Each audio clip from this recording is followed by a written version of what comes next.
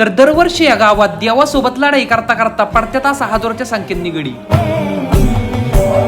तर रामकृष्ण हरी मंडळी, तर आज आहे ना भानोबाच्या जत्रेचा दुसरा दिवस होता. म्हणूनच कोयडी गावामध्ये देवदानव युद्धाचा मोठा खेळ होता आणि या खेळाला बघाय करता लोकांनी लयच मोठ्या संख्येत भाग घेतला होता. आणि त्याच्यामुळे जमिनीवरती तर गर्दी होतीच, पण खेळ निर्दिष्ट म्हणून जवळपासची प्रत्येक बिल्डिंग अशी हाऊसफुल झाली होती. आणि ह्याची सगळी माहिती असून पण आम्ही घरून निघायची तयारी केली होती. गर्दी लय असल्यामुळे गाडी अर्धा किलोमीटर लांब लावली आणि मग मंदिराकडे पायाने जायला सुरुवात केली. जसं जसं आम्ही मंदिराजवळ पोहोचत होतो तसं तसं गर्दी वाढत होती आणि कानावरती आवाज पडत होता भानोबाच्या नावानं चांगलं. त्याच्यात गेल्या गेल्या सगळ्यात आधी मागराम शिबिरांची देवासोबत होणारी लढाई बघितली आणि वर बिल्डिंग वरती गेल्यावरती पडलेल्या गाड्यांची संख्या बघितली. यंदाच्या देवाच्या लढाईमध्ये 900 पेक्षा जास्त गडी पडलं होतं. मग त्या पडलेल्या गाड्यांच्या अंगावरून सगळ्यात आधी देव चालत गेले आणि मग त्यांच्या अंगावरती संजीवनी टाकली आणि भानोबाच्या नावानं चांगलं या नावाचा गजर केला आणि मग देवाच्या कृपेने हळूहळू सगळ्यांच्या जीवात जीव आला. मग दरवर्षी न चुकता कोयडी गावामध्ये प्रथा का केली जाते